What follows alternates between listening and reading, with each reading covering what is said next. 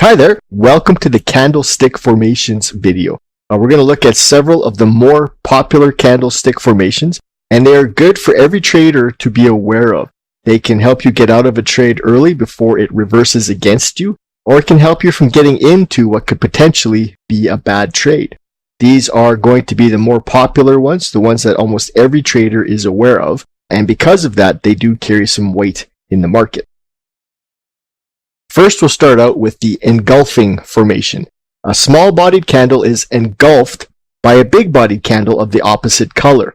A bullish engulfing will appear at the bottom of a trend, while the bearish engulfing appears at the top of a trend. Bullish engulfing is a small-bodied candle, generally a bear-colored candle, and then it is followed, the pattern now is a bigger candle. The body is bigger than the small candle, and it is of the opposite color. A bullish engulfing candle is a small bear candle followed by a big bull candle. A bearish engulfing happens at the top of the trend. It's a small bull candle followed by a big bodied bear candle. The harami, or the inside bar. This is the exact opposite of the engulfing. A candle with a large body is followed by a candle with a smaller body. And it's kind of neat to note that in Japanese, harami means pregnant. So this is a good way to remember that. The body of the second candle is contained within the body of the larger candle to the left and is of the opposite color. Now we're going to look at some different kinds of dojis. Now this is the doji. It's valid when it appears at the top or bottom of a market move. The open and the close price is the same or is very close to being the same. Where the candle opens is where the candle closes. The body is very narrow, and the candle opens in the same place it closes. The length of the upper and lower shadows are small as the market has lost momentum. So there is a type of balance when this doji candle is formed. There is not the tug of war, there isn't the pull. The bulls and the bears are, for lack of a better word, content with the current price. And from there, after a long move up, market will generally want to take a move down. And vice versa. If you see it at the bottom of a long move down, you get a little doji, the market will want to move back up again.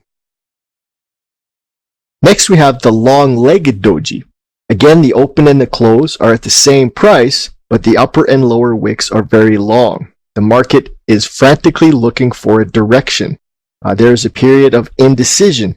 But at the top or bottom of a trend, the temptation for the market to reverse becomes very strong. There is a battle going on. Because of the length of the wicks, you can tell that there is that competition between the bulls and the bears. There is a tug of war going on. But when you see this formation at the top or the bottom of a longer move, the market will generally change direction. Next, we have the gravestone doji. With a long wick, the open and close of this doji are at the bottom of the candle. The long wick is at the top of the candle. It's the top part while the body is at the bottom. This is a great formation denoting the end of an upward trend, but can on rare occasion also be found at the bottom of a trend. This formation, this gravestone doji, is also referred to as a pin bar. You'll find this at the top of a trend. Market will move up, form the gravestone doji, and then from there, come back down.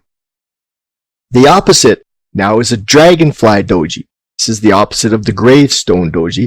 Its open and close, again, are at the top of the candle formation with a long lower wick. This is a formation that will clearly determine the bottom of a trend, but will occasionally appear at the top of a trend. This also is referred to as a pin bar. Next, we're looking at the hammer and the hanging man. The candle formation is exactly the same, but its name is based on where you find it in the trend. A hammer appears at the bottom of a move. The hanging man appears at the top of a move.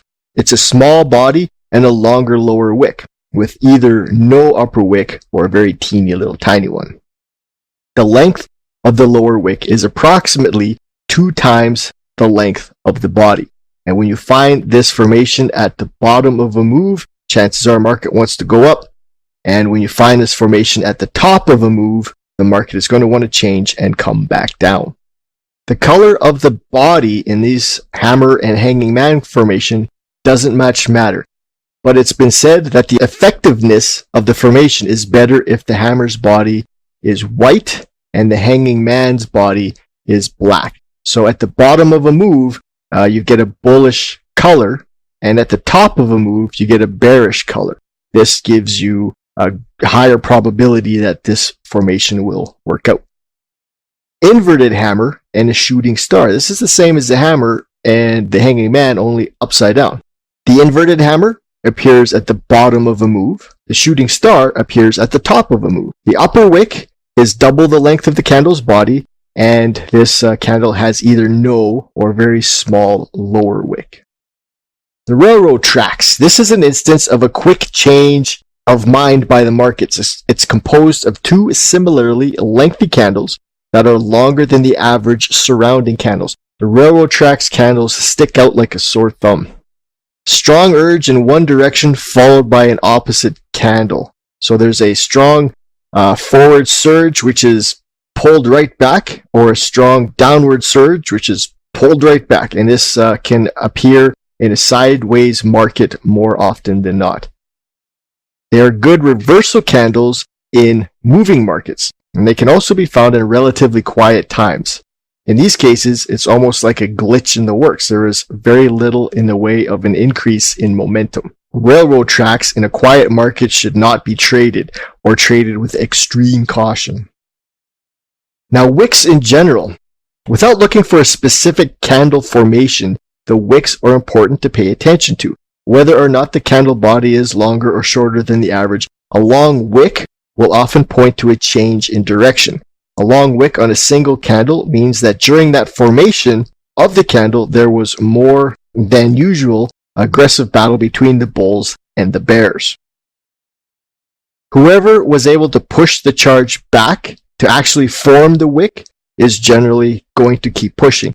An initial powerful surge upwards by the bulls is met with retaliation by the bears pushing it back down. The bears defending their control over the market will continue to be aggressive for a short while afterwards. So a wick on the top of a candle will imply that the market wants to keep moving down. Simultaneous wicks. A series of wicks is a heads up to a change in the market direction. As price keeps trying to push in a direction, it is being continually met with resistance. Eventually, this resistance will take over and push price in the opposite direction. So when you have a series of wicks that appear one after another at the top of a move, and the wicks are at the top of the candles, the market will want to drop. And if you have a downtrend and then candles start being formed that have longer than average wicks at the bottom, and you'll have 1, 2, 3, 4, maybe 5. You'll have a series of lower wicks at the bottom of a down move. The market is going to want to move up. Well, thank you very much for watching the candle formations video. Take care, and I'll see you in another video.